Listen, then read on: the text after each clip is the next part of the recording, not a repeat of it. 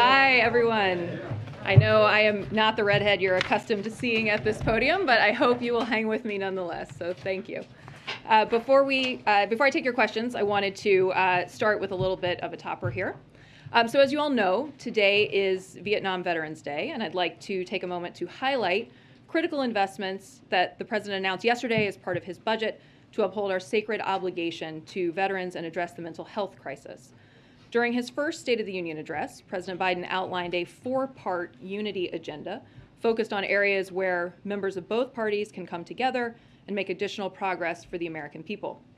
The President's budget advances this unity agenda through targeted investments to take on the mental health crisis, accelerate progress against cancer, deliver on our commitment to veterans, and combat the opioid epidemic, all while cutting the deficit and not raising taxes on anyone earning less than $400,000 a year.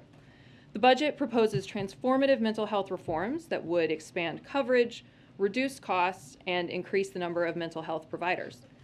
As we commemorate Vietnam Veterans Day, I wanted to highlight how the budget proposes funding to improve VA services, reduce veteran suicide, end veteran homelessness, and address military toxic exposures.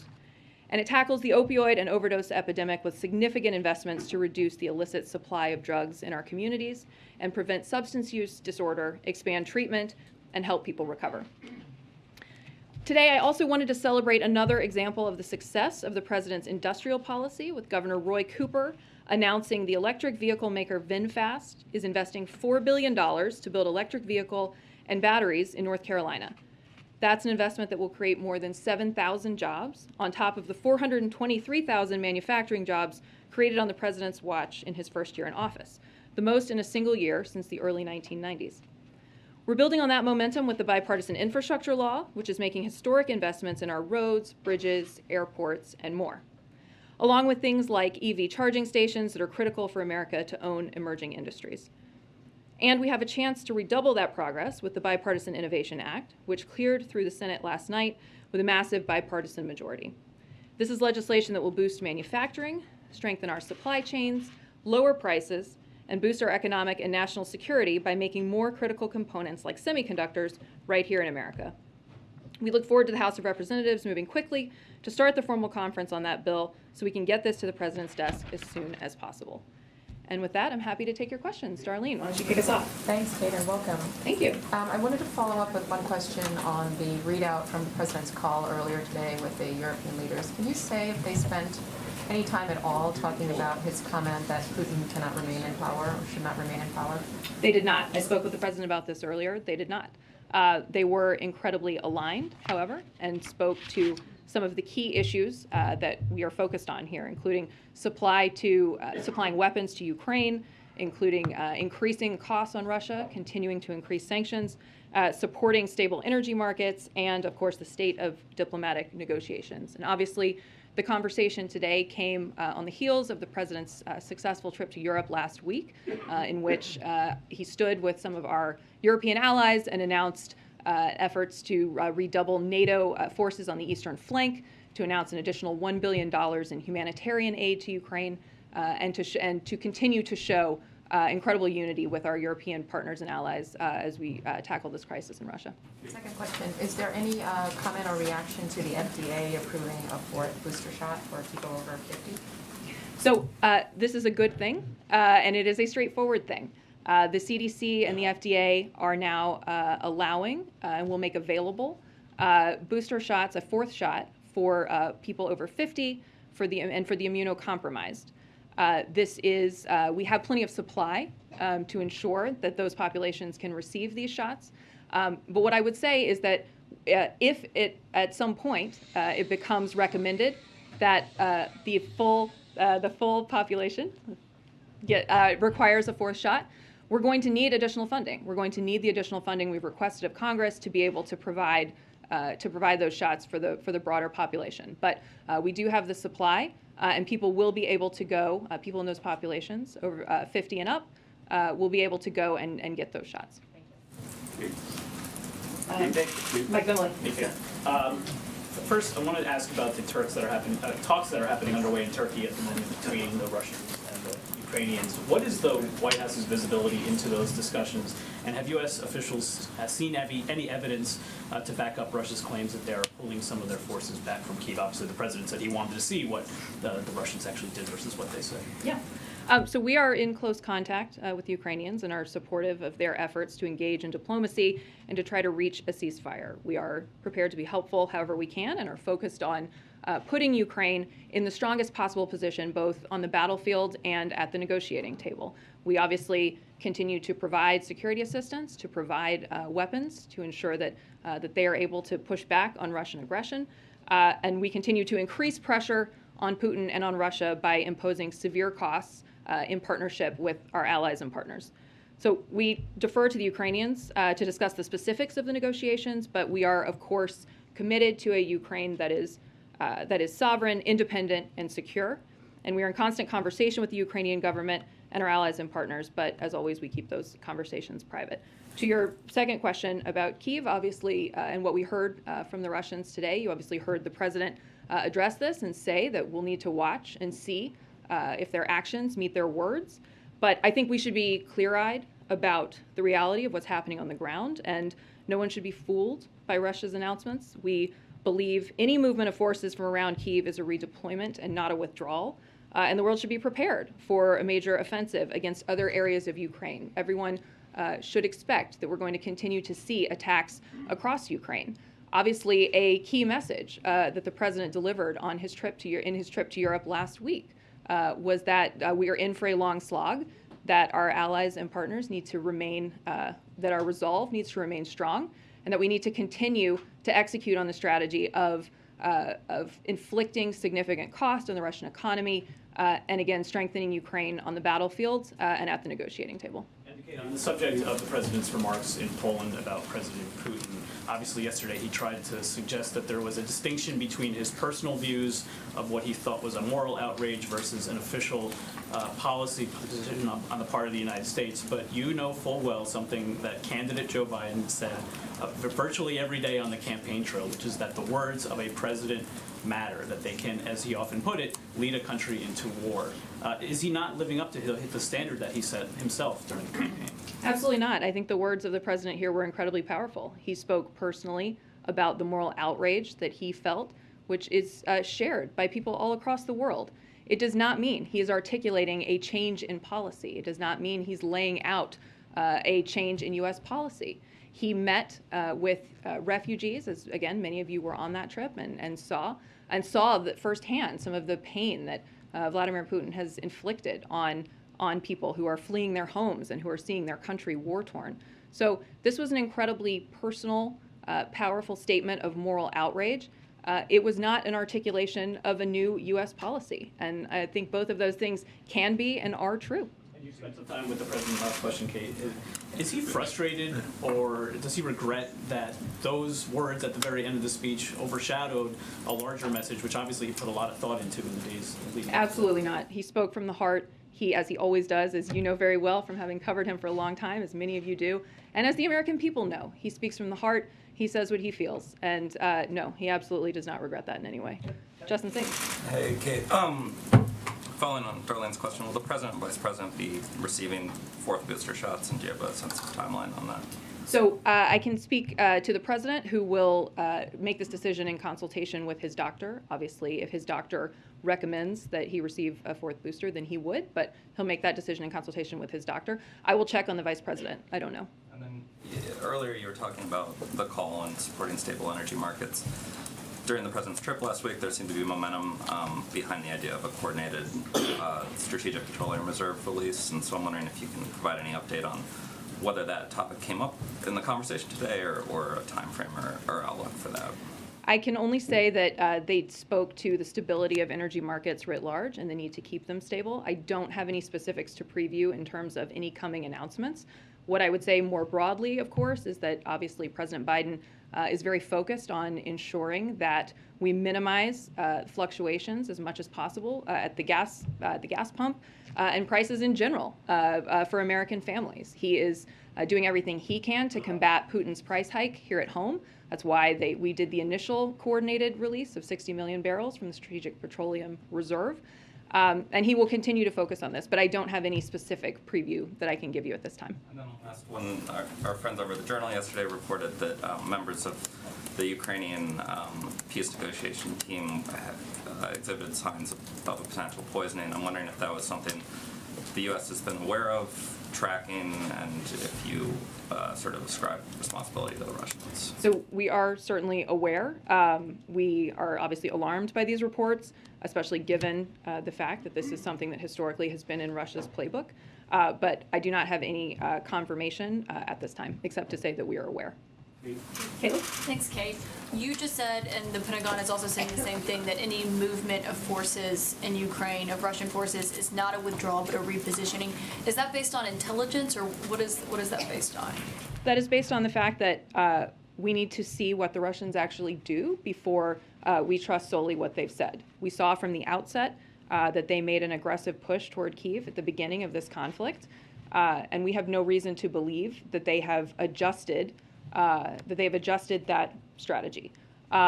Obviously, we continue to do everything we can to impose cost for this decision. We will continue to execute on our strategy, but as you heard the president say, we are not going to take their word for it. We're going to wait to see what their actions look like. And the British Prime Minister said today that they won't accept anything less than a full withdrawal of all Russian forces from Ukrainian territory. Does President Biden share that view that reduced military activity is not enough? Well, we are going to allow the Ukrainians to execute on these negotiations. It's not our role to begin the negotiation. Again, our role is to strengthen Ukraine on the battlefield, to try to strengthen Ukraine at the negotiating table by applying these sanctions and costs to Russia. But I'm not going to prejudge or predetermine an outcome for that conversation. And last question for you. Jared Kushner is set to testify before the January 6th committee on Thursday virtually. Has the White House had any communication with him about whether or not you're going to waive any executive privilege claims that he could make? So obviously the president has spoken to the fact that January 6th was one of the darkest days in our country's history, and that we must have a full accounting of what happened to ensure that it never occurs again. And he's been quite clear that they posed a unique threat to our democracy, and that the constitutional protections of executive privilege should not be used to shield from Congress or the public information about an attack on the Constitution itself. And so as a result, the White House has decided not to assert executive privilege over the testimony of Jared Kushner and Ivanka Trump. And have you communicated that to Jared Kushner's team, or is this? I won't speak to private communication between our attorneys and his. Thank you, Kate. Just sort of with Russia redeploying to focus on eastern Ukraine, what is your view on whether Russia should be allowed to retain control of the Donbas region? As you're aware, they have, just today said that, that is what their demand is, and I'm wondering if the U.S. has a formalized position on that. So again, I am not going to prejudge where these negotiations ultimately net out. We are doing everything we can to provide weapons to the Ukrainian people so that they can turn back Russian aggression, and we're doing everything we can to impose severe costs on Russia and on the Russian economy. I am not going to prejudge the ultimate outcome, certainly not from standing here at this podium. And just a quick question on the Deputy Treasury Secretary. He spoke a little while earlier and said there are more sanctions coming. This time they'll be focused on Russian supply chains. Are there any more details that you can potentially share with us on what that looks like and when that will happen? So I don't have additional specifics that I can provide in terms of announcements coming at this time, except to say more broadly, that certainly we have hit in concert with our allies and partners. We have hit very hard at the things that Putin cares about the most. We've degrading his military, access to cutting-edge technology, chipping away at his chokehold on energy, an ability to project power and influence. And of course, we will continue to intensify. And we're not going to run out of options anytime soon. There are plenty of things that we can do, including broadening sanctions to new targets, deepening the severity of sanctions that are existing. So I don't have any specifics to announce at this time, except to say that there are certainly other options should we decide to move forward with them. Can I quickly follow? Let me ask, just follow up on the January 6th committee. Liberals have suggested that they're disappointed with the way that the Justice Department under Attorney General Garland has approached the former president. How does the president feel about this question? The president has the utmost respect for the independence of the Department of Justice and does not have any comment on that. And so the sense here is that the president has confidence in the way the Justice Department has been handling all of these cases? I'm not going to speak to specific handling of cases. Obviously, the president has full faith in Attorney General Garland to run his department the way he sees fit. Okay. Please.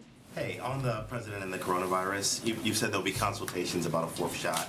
I wonder with the president's recent travel overseas, with several members of the White House staff coming down with coronavirus, are there any additional measures or medication, anything else that's being done to sort of protect the president's health and welfare? So, let me talk a little bit about some of the procedures and give you an overview of our policy here. So, the White House takes incredibly strong precautions in alignment and sometimes, as you all know, beyond CDC guidance to ensure that we're keeping a safe workplace, especially for the President of the United States. So all EOP, Executive Office of the President, employees who surround the President are tested on a regular cadence here on campus to screen for COVID. That is a step beyond CDC guidance to help lower the risk of COVID on campus. We do regular screening testing. The president's doctor determines if additional testing is needed in any given week in light of various considerations. So more specifically to your question, because of his travel this week, he will test in addition to his regular testing cadence. Everyone going into a meeting with one of the four principals is required to test ahead of time, and that's how we know about some of these positive cases in the first place. So for those employees who test positive, they're required to isolate in alignment with CDC guidance and must test negative before returning to work, which is also a step beyond CDC guidance. So we take every measure here to ensure that we are protecting the four principals and also protecting our staff and our workforce. But because of his travel, he will do some additional testing in addition to his regular cadence. Sure, just to follow up, I want to make sure I'm clear. What about any medications? Is he taking any additional medications or any other treatments or anything like that? I understand about the testing and about we all get tested when we get near the president. But is there anything else? That's not something that I'm not going to get into private medical information from here, except to say that the president will receive additional testing as part of his cadence to ensure that he doesn't have COVID. Yeah, thank you. Just to follow up on that, when was he last tested? And I guess we presume he was negative because he's with the Prime Minister. Yes, I will get you the date. I want to say, I actually want to say it was yesterday, but because I think we announced it publicly yesterday. So I believe his last test was yesterday, and yes, it was negative.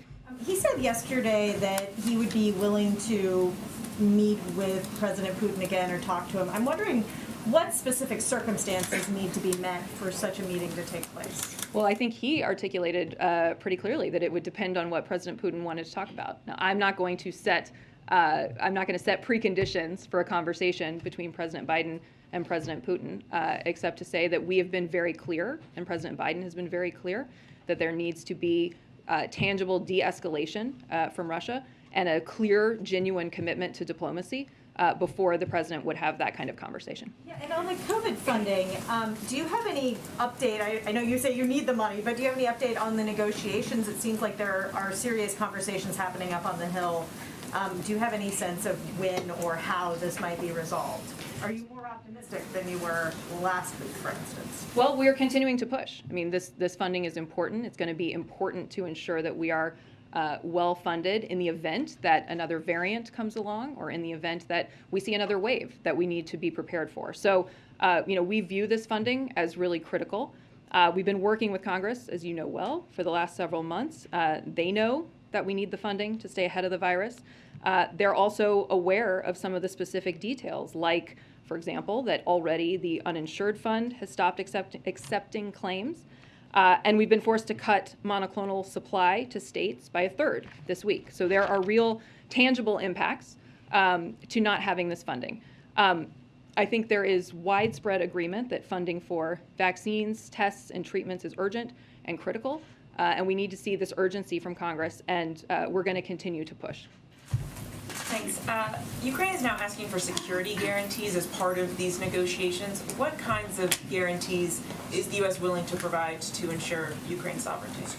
So These are not specifics that I'm prepared to be able to announce from this podium. Obviously, we are working very closely with Ukraine on a wide array of options, things to help ensure their sovereignty and ensure their security.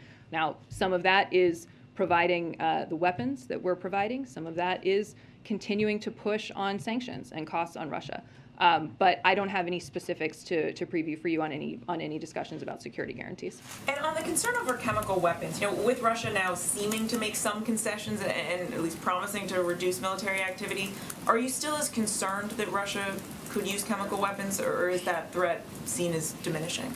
We continue to prepare for every contingency. We obviously take seriously a wide array of potential options. There has been reporting in the public sphere over the last weeks about all the work that our teams are doing to prepare for eventuality. So I'm not going to rate the likelihood of one or another outcome, except to say that our teams are preparing for all eventualities. And the president has been very clear that we will respond with severe consequences, as we have responded with severe consequences to every action Russia has taken up until this point. And just a similar question with regards to China. Do you see Russia's promise to somehow pull back some of its forces as a sign that China is not willing to or will not be assisting them?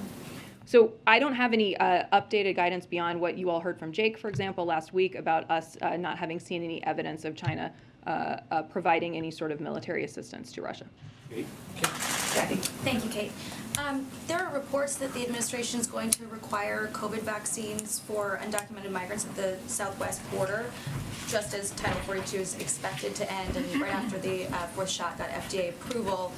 You just highlighted the impacts of not having enough COVID funding when it comes to paying for shots for the uninsured and sending shipments of treatments to states. So why would the administration give out free vaccines to undocumented migrants but not to, for instance, uninsured Americans? Well, to be clear, we have the supply that we need in this moment to vaccinate Americans here in this country. I don't want to conflate those two things because I think that's not an accurate representation of what I said. We have the supply that we need to vaccinate Americans. What we are asking for is funding to prepare for future eventualities and to ensure that we have what we need as we move forward. Now, on your question about the border, this is nothing new. The effort to vaccinate migrants in our care and custody has been ongoing for months. ICE has been providing vaccines to migrants since the summer of 2021, and we're always assessing the situation and addressing protocols based on changing CDC guidance. But in order to ensure the safety of border communities, and the workforce, and the migrants themselves, DHS is now requiring age-appropriate vaccinations for non-citizens who are taken into Border Patrol custody. But again, this is consistent with overall CDC guidance for those entering the country, be it by air or land, and we know that vaccinating people is the best way to protect from the virus and to protect against the spread of the virus. Can you clarify that the New York Times story framed it as something that was about to get underway in certain sectors of the southwest border? Is this requirement for a vaccine? Is that accurate? Is that something that is going to take place? Because, and the reason I ask is, if you're talking about future supply, and this is a future effort, how are those two things not sort of in conflict? Well, as I said, it is actually nothing new. I mean, we have been vaccinating migrants in our care and custody for many, many months. So ICE, as I said, has been providing vaccines to migrants since the summer of 2021. So this is not anything new, as we know that this is, again, the best way to protect people from the virus and to prevent the spread of the virus is to ensure that they're vaccinated. Title 42 is about to end then?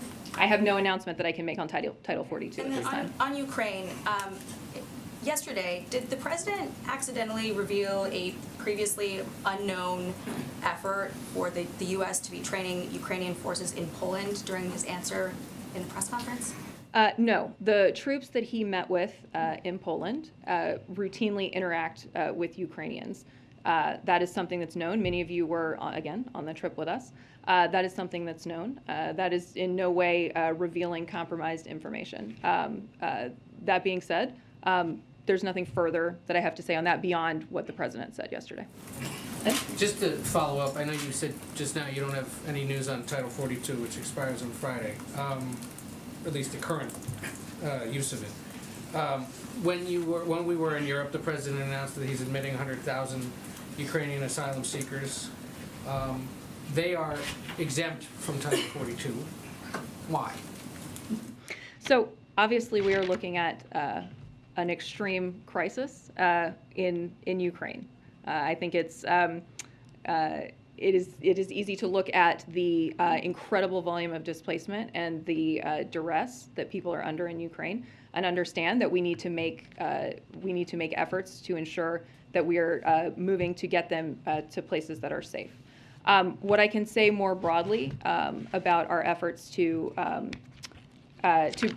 bring 100,000 Ukrainian refugees into the country is that, we anticipate that most of these refugees will want to stay closer to home, will want to stay in Europe, but we are making we are putting forward this effort to ensure that we're able to accommodate 100,000. Obviously, on the specifics of that, I have to refer you to the State Department on the specific workings.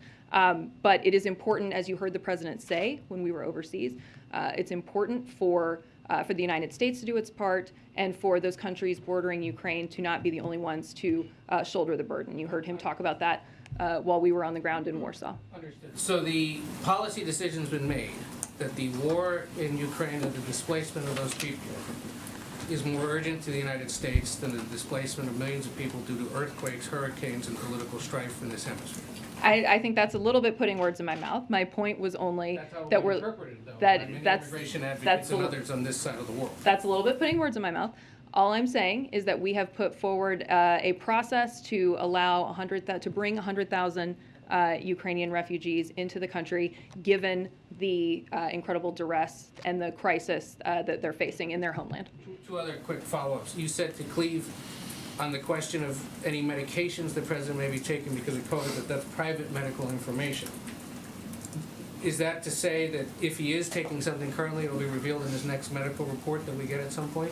That's The to way that Alexis and Crestor and Dymista have been revealed in the last one? That's simply to say that I don't have anything in this moment to provide at the podium. That's medical information. If there is a moment in which it needs to be disclosed, it would obviously be disclosed. As you know, we put out an incredibly fulsome physical report on the president's health every year. So that's simply to say I don't have anything to disclose from this podium at this time. And then on the Trump logs that appear to have hours of information missing, has the January 6th committee asked this White House to try to find that information or implore the archives to dig deeper for them? Has the White House counsel's office attempted to help reconstruct that record at all? I would refer you to the archives on that. I don't have any additional information from the counsel's office at this time. Kate, can I thank you, Kate. Two ones on Ukraine again, if I may. So the sanctions are obviously the stick. Is there some thinking already about what the carrot could be? Essentially, is there going to be some sort of schedule laid out, like you do this comes off, and a route map, I suppose, is what it's called. Well, I don't know that Russian activity at this time necessarily merits a carrot. We have been very focused on the stick. Again, I am not going to prejudge or lay down any contours of any ultimate negotiation. That is not our role. Again, our role is to strengthen Ukraine on the battlefield, strengthen Ukraine at the negotiating table. I'm not going to prejudge any of the what ultimately those diplomatic solutions may or may not look like. And just following up on your previous answer about the troops in Poland. Jen did say clearly last week there are no U.S. training programs for Ukrainians outside of Ukraine. Obviously not in Ukraine, but nowhere else either. I actually asked a question, that's what she said, no. So the president yesterday, and I've got his quote here, was very clear. He said when he had this chat with the U.S. troops, he said it was all about them helping to train the Ukrainian troops that are in Poland. So are they training them in Poland or are they not training them? Well, as I said, there is regular interaction between Ukrainian soldiers in Poland and the U.S. troops that the president saw on the trip. There's no further detail that I can add on that, except to say that there is regular interaction. As you saw, we were there near the border, and there's regular interaction between those troops that he saw and Ukrainians. Yes. Thanks, Dave. No, go ahead. Just to follow up on Russian oligarch Abramovich, who was photographed today during the peace talks. Does the U.S. have a clear idea what his role is during these talks? I don't have more to say from this podium about his role. That is something that I'm simply not equipped to speak to in this moment, except to say again, of course, that we are looking at the allegations into potential harm to him and tracking very closely. To follow up on the refugees, the 100,000 announcement from last week, we were told that there would be a range of legal pathways for them and that would be announced. Is that something that you guys are still working on, or can we expect details about that program soon? It is, and to meet the commitment that the president laid out to welcome 100,000 Ukrainian refugees, we're considering the full range of legal pathways to the United States. So that includes the U.S. refugee admissions program, that includes parole, that includes immigrant and non-immigrant visas. So we are continuing to work through those options. And again, ultimately, I would refer you to the State Department for additional detail on how that will work. Can I ask you a follow-up question on refugees? Sure. Many people have been advocating that what you are doing for Ukrainian right now is what you should also do for Ethiopia. As you know, tens of thousands of Ethiopians have been killed, millions have been displaced. Why not do the same thing that you do to Europeans, to African, to Ethiopian, and then to Cameroonian? And then one second question, I want to talk about Will Smith and Chris Rock. It's the biggest story right now. You saw the level of violence that was unleashed on Chris Rock. Is that something that the White House condoned, that type of violence? Do you condemn it? And do you do anything to support comedians who are being attacked and other artists? Thank you. So I don't have any official comment from the White House on the altercation. I know the president was not able to watch the Oscars, didn't see it. So I don't have any official comment from him or from the White House on this. Thank you. The question on Ethiopia, the Ethiopia question. Exactly. I'm sorry. I don't have any. You're right. I don't have any additional detail on any plans there. Obviously, as we are focused on working to welcome 100,000 Ukrainian refugees here, that does not eliminate work that's being done in other areas. I don't have any specifics to announce from this podium at this time on any plans there. So if you condemn the violence at the Oscar, is that something that you condemn or you condemn? I don't have a White House comment on that. The Washington Post reports that Anita Dunn was here at the White House on a special 1-week assignment last month. I'm wondering if you could tell us a little bit more about what was so important for her to be brought in on a 1-week assignment like that, and then do any other staffers or former staffers in Biden world enjoy that sort of drop-in opportunity? And finally, is it true that Dunn avoided any ethics rules that would restrict former White House officials from lobbying 1 year after leaving their post? So what I would say to that is Anita is an incredibly trusted advisor who has known the president for a long time, and she did recently come back to the White House temporarily to bring her expertise and add capacity at a key time for the White House. She came to fill in for a staffer who needed to be out for personal reasons. She did this as an SGE, as you know, a special government employee, which is a temporary short-term assignment and classification for employees who come to work for the White House in a temporary manner. It's a designation that past administrations have used for the same purpose, and Anita is not the only person to have served in this administration as an SGE. Anita and other SGEs receive rigorous counseling on their ethics obligations as an SGE, including avoiding any potential conflicts of interest. And Anita, of course, has always held herself to the highest standards, consistent with this administration's commitment to ethics, abiding by all federal ethics laws and policies applicable to SGEs. And then one more, 45 minutes after the president's remarks wrapped in Warsaw on Saturday, that was when a statement landed in everyone's inboxes from an unnamed White House official saying that no, the administration did not in fact change its policy with regards to Russia. I'm wondering if you can tell us anything about what happened in the interim in that 45 minutes. Did the president himself conclude that perhaps there needed to be some further clarification Or did White House advisors come to him and say, perhaps you should revisit your recent remarks? Why was that statement issued? Well, I can tell you from working for President Biden for 7 years that only President Biden decides what President Biden is going to say. So the statement was simply a confirmation of what the president, of what you then heard from the president himself yesterday, that statement did not represent a policy change, official policy change on behalf of the United States. Who prompted it, Kate? I mean, did that come from the president, that particular statement that he's referencing, did that come from him to you all, or did you all go to him and say, we have to put this out? I'm not going to get into any further back and forth except to say that I have worked for him for a long time, and only he determines what he's going to say. Quick follow-up, quick follow-up. Have you all considered, when I spoke with authorities in Ukraine, they were saying the no-fly zone, or the fly cap that they'd like over their country would be, they could sustain that with lend-lease of aircraft and volunteer pilots. Has that been approached? Has the administration considered that? Would they consider, or would they consider that?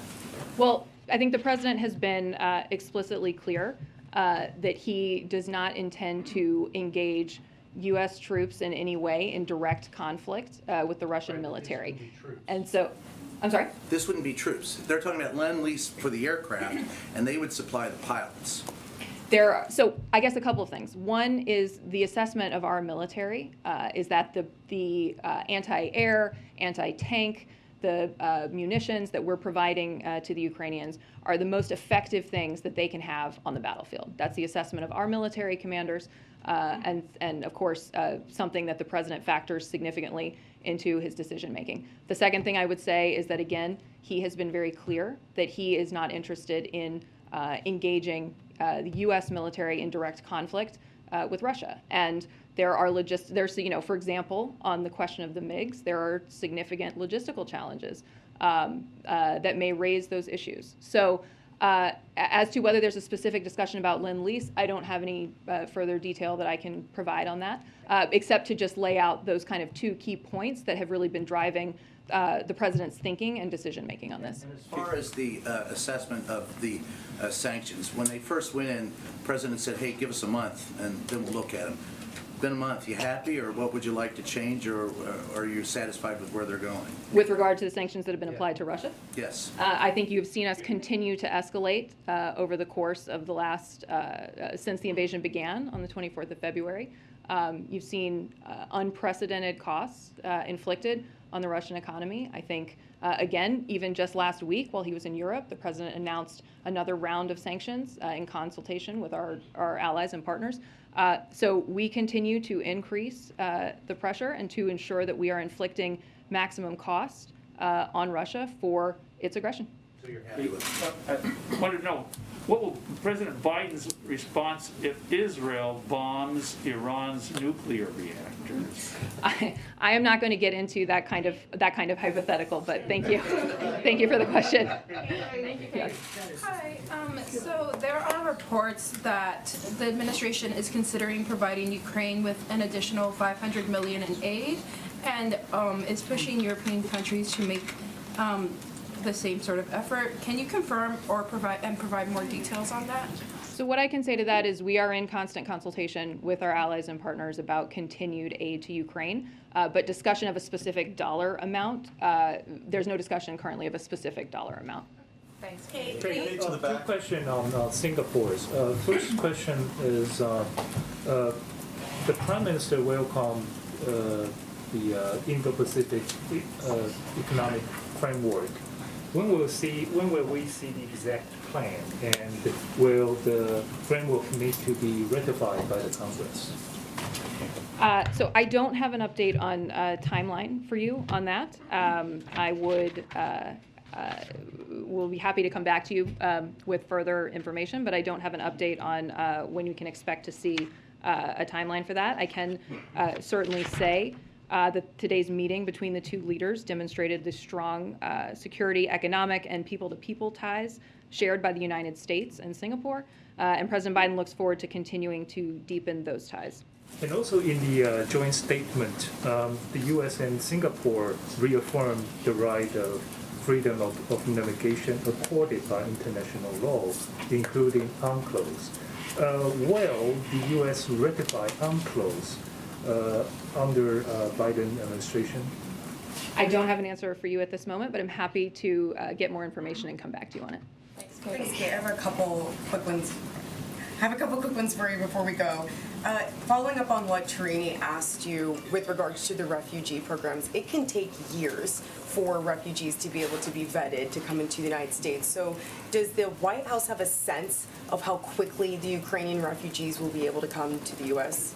We're working to move as quickly as possible. I don't have a firm timeline that I can give you, but obviously we'll move as quickly as possible to bring in as many, up to that 100,000 as we possibly can. And after Florida Governor Ron DeSantis yesterday signed the state's parental rights and education legislation, Education Secretary Miguel Cardona said the administration would be monitoring its implementation to evaluate whether it violates federal civil rights law. Aside from monitoring the Florida law, is there any other actions that the White House plans to take?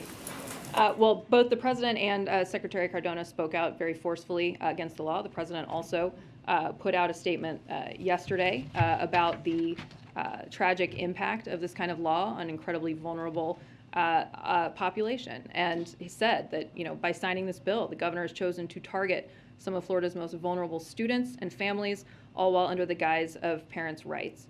So the Department of Education, as you noted, will monitor this law upon implementation to evaluate whether it violates federal civil rights law. And obviously, we will come back to you as we have more information on that. Thank you all very much. Appreciate it. Kate, former President Trump is having Save America rallies in which he decries the Biden administration.